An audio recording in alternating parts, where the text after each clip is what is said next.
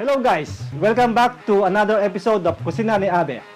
But before we go on that one, I'd like to show you my setup for working at home. Well, due to COVID, we don't go to offices, we minimize movement, so here's my office, my laptop, my bunk bed, and anything I need when I get hungry. So now, join me what I usually do during weekends.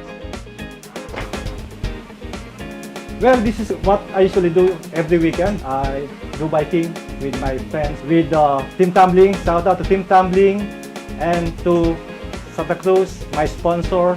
Shout out. But for this weekend, you're gonna join me to cooking. So let's move to the kitchen and join me guys and enjoy the show. Okay guys, now we are in the kitchen of Kusina Ni Abe. So for today, we're gonna cook the adobo. So why adobo? Well, I met many foreign nationals and when I asked them what's their favorite Filipino dish, most of the time the answer is adobo. We're gonna cook it today and join me. So the ingredients are pork or poku in Japanese, chicken or chicken in Japanese, garlic or ninniku, onion or tamanegi, potato, green bell pepper, and red bell pepper. We will be also using soy sauce, vinegar, Bayleaf, and pepper. So first we're gonna place the main one, pork and chicken. Then we just mix the vinegar or su in Japanese. Then soy sauce, shoyu. Okay, so we're gonna try to make it more bilingual for our Japanese friends watching. Pepper, around 3 bay leaf would be okay, but depends on you. You can add more, but this is strong. This is for the aroma. Then our onion or tamanegi. Then place the garlic. Then we put together our green and red bell pepper. Then of course the potatoes.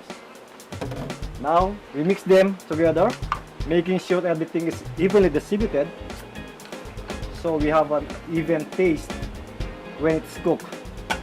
Then place a pinch of salt. Okay? Only a little. That should be enough. Then set the stove into mid-high fire.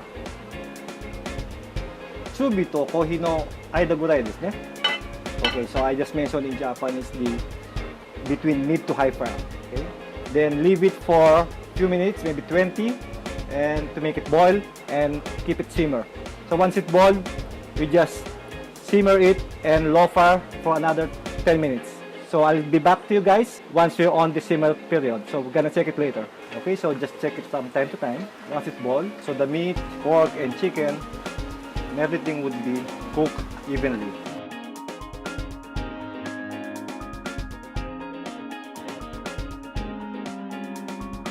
So this is what makes me busy on weekends or even weekdays after work, after meetings, online of course. So it's about time to learn more and more and discover yourselves while enjoying.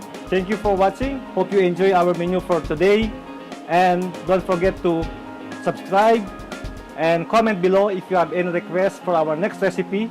So you can also try it at home while we're on this situation. Stay at home as much as possible. Keep healthy. Make yourselves busy and engaged because together we do great things.